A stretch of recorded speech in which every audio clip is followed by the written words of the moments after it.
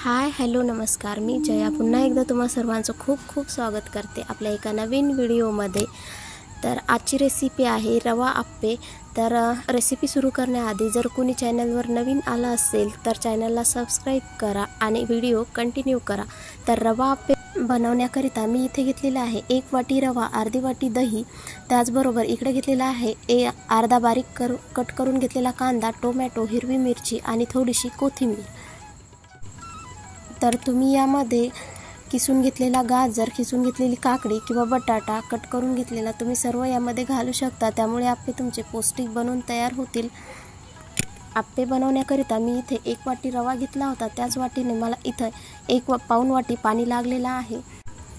चवीपुरतं मीठ टाकून घ्यायचं आहे आणि मिश्रण आपल्याला थोडं पातळच ठेवायचं आहे, कारण याला आपल्याला 10 मिनिटांसाठी बाजूला ठेवायचं आहे, जेणेकरून आपला रवा दह्यामध्ये खूप छान मुरला जाईल। त्याचनंतर इकडे 10 मिनिटाच्या नंतर मी कडकडीत करून घेतलेलं 1 चमचा तेल यामध्ये सोडलेलं आहे, त्याने आप्पे खूप छान खुसखुशीत आणि टेस्टी आप्पे बनवून तयार होतील। तर इथे मी अर्धा चमचा बेकिंग पावडर यामध्ये टाकले होते। एडिटिंगमध्ये जी बेकिंग पावडर टाकली ती तुम्हाला काही दिसू शकली नाही, पण बेकिंग पावडरमुळे आपला जो रवा मुरलेला आहे तो खूप छान असा फुगून तयार झालेला आहे। इकडे मी एका आप्पे पात्रामध्ये थोडं तेल टाकून घेते आणि त्यामध्ये जिरे आणि मोहरी टाकते।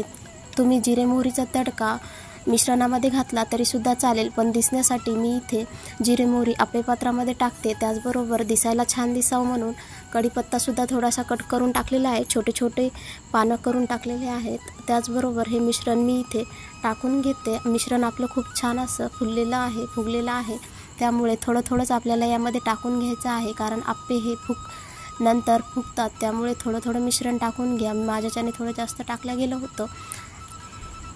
आप्प्याचं मिश्रण टाकून घेतल्याच्या नंतर तुम्ही झाकण नाही ठेवलं तरी चालेल। झाकण न ठेवल्यामुळे आपले आप्पे जास्त खुसखुशीत बनून तयार होतात आणि झाकण ठेवल्यामुळे आप्पे हे सॉफ्ट बनतात। माझ्याच्यानेही ती चूक झाली, पण तुम्ही कधीही झाकण ठेवू नका, आप्पे तसेच ठेवा, त्यामुळे तुमचे आप्पे एकदम मस्त होऊन तयार होतील। माझे थोडे सॉफ्ट झाले होते, पण मी माझी चूक सुधारावं म्हणून नंतर 10 ते 15 मिनिटं मंद आचेवर त्याला खरपूस असं भाजून घेतलं होतं, त्यामुळे आप्पे खुसखुशीत बनून तयार झाले होते।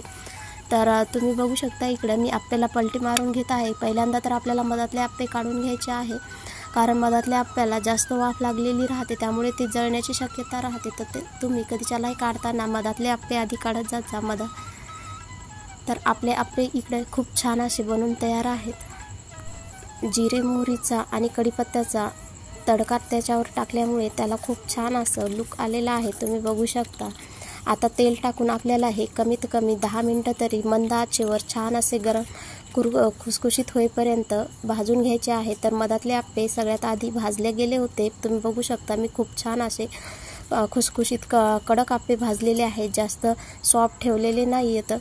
तर जे बाजूचे आप्पे आहेत ते मधातल्या पात्रामध्ये मी काढून घेते, कारण मधातलं पात्र हे खूप जास्त गरम झालेलं राहते, त्यामुळे आपले आप्पे तिथे सुद्धा खूप छान असे भाजतील। तर तुम्ही बघू शकता सर्व आप्पे तेल टाकून क्रिस्पी होईपर्यंत भाजून घेत आहे। तुम्हालाही अशाच प्रकारे 10 ते 15 मिनिटं, थोडासा वेळ लागला तर लागू द्या, पण खूप छान असे क्रिस्पी होईपर्यंत भाजून घ्या, तरच त्या आप्प्याला चव छान लागते।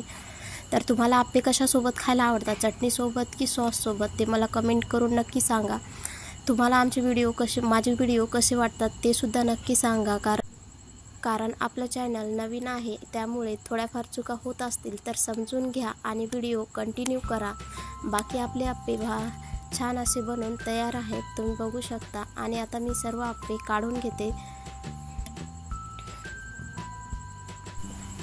तुम्ही सुद्धा ही सिंपल रेसिपी ट्राय करा आणि मला सांगा कशी बनली ते कमेंट करून।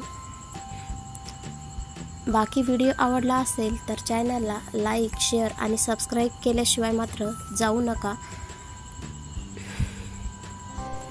भेटूया नेक्स्ट व्हिडिओमध्ये, तोपर्यंत बाय।